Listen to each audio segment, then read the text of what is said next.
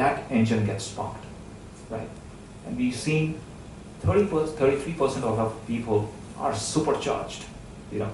Uh, they really self-motivated. 33% will come and do their job, what is required, and 33% are doers, right? I very much want that percentage of self-charged, self-motivated comes to 70-80%, but I haven't been successful so far. Thanks.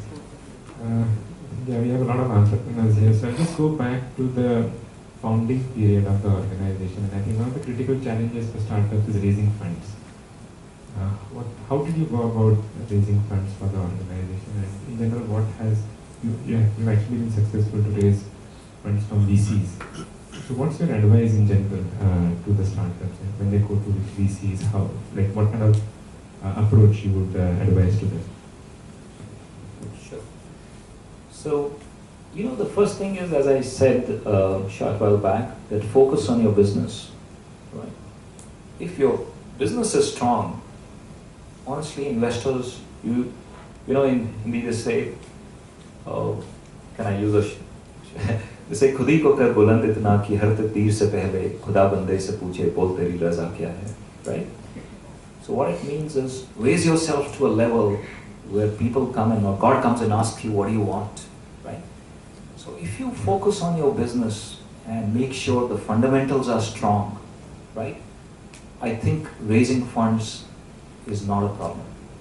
Raising funds is a problem when there is a problem in the business, right?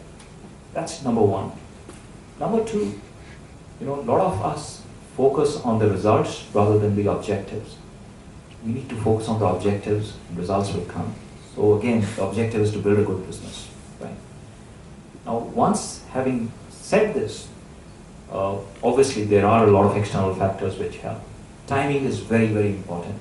As I said earlier, if, for e-com, let's say, which 2 years back was very hot, if 7 years back you were trying to raise funding for e-com in India, you would not get it, right?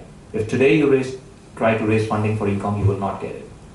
But in 2010, 11, if you wanted to raise, and you were amongst the 5, 6 that VCs normally fund, you would get it, right? So you have to kind of be aware of the scenario, right? And strike at the right time. Second is, as I said, you got to see who can invest. As I said, trend is a friend. If you go to US investors today, I think for many of the ventures, they'll be lukewarm, right? Because, there are probably around 300, if I'm not mistaken, VC investments that US investors made in India in the last 12 years or so. They've seen 3 or 4 exits. Right? So when over a 10-year period, they haven't seen exits and they haven't seen money coming back, they will not invest. And I'm sorry, I'm no expert on VC industry or anything, so please don't take my word as gospel. But I generally sense when I talk to my entrepreneurial friends that what's happened, US VCs are not investing. But at the same time, VCs from East, from Japan, from Asia are getting interested.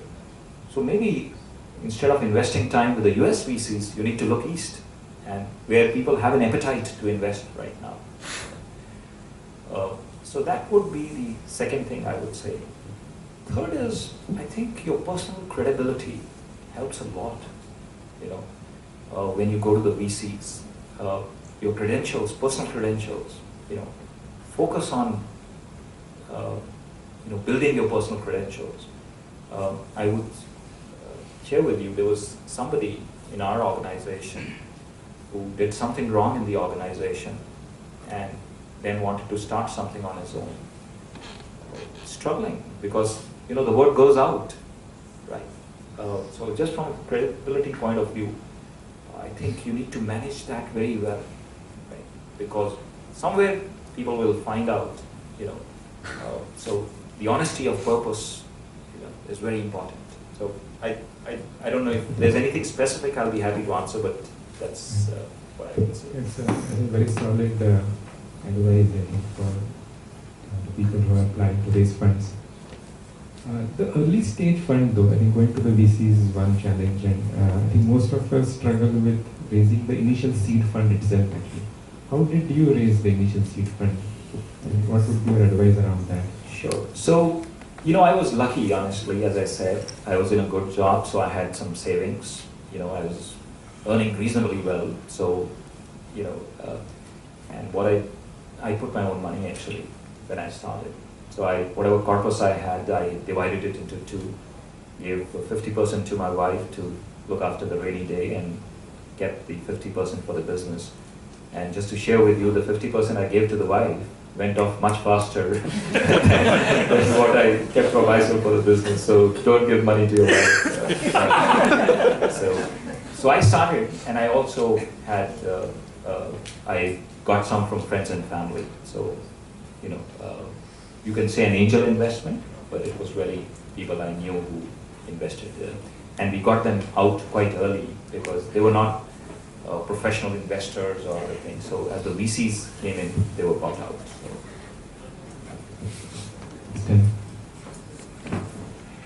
I think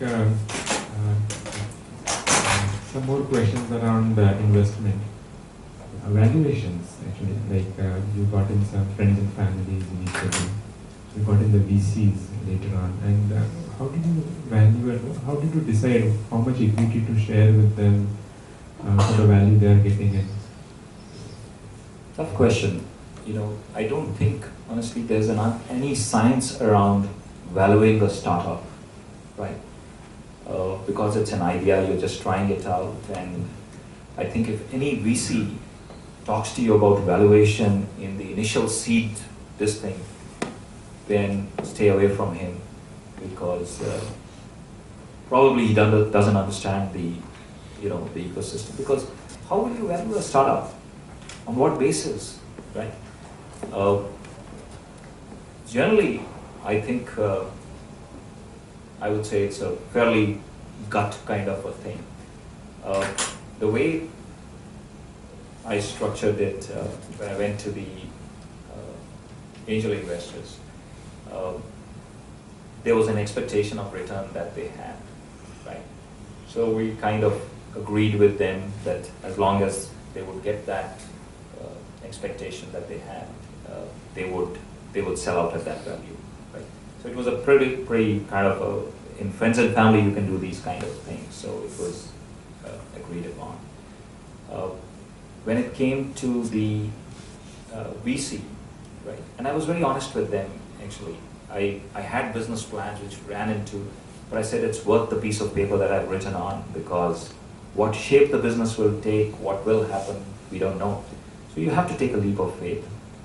This is the money I require, and the plan that I projected was these are the number of screens we want to install. This is what we believe the market is, and I need this much of money, right, for taking it to a level where it becomes self-sustaining, right? And I also kind of knew that VCs want to own a chunk, but not the majority. So we agreed that, okay, we will give you X% of it, right? Because in a startup situation, if the business does well, then valuation has no meaning because there'll be enough for everybody to share, right? And if the business doesn't do well, still valuation makes no sense. So I mean, if you're asking me the science behind it, then I don't know the science. I would, based on certain parameters used in earlier deals or this thing, use it. I mean, I've gone through these DCFs and EBITDA multiples and this, but they're worth just the Excel sheet. You change one formula and you will. So I personally don't believe in that. Can I ask? It is okay. You said not to answer it if you don't want to. How much equity you shared with the VCs who came on board? Sure. So the way we did it was the first time when DFJ invested, we gave them 19%. And then they also bought the existing investors through a secondary deal that they did. and they got another 25.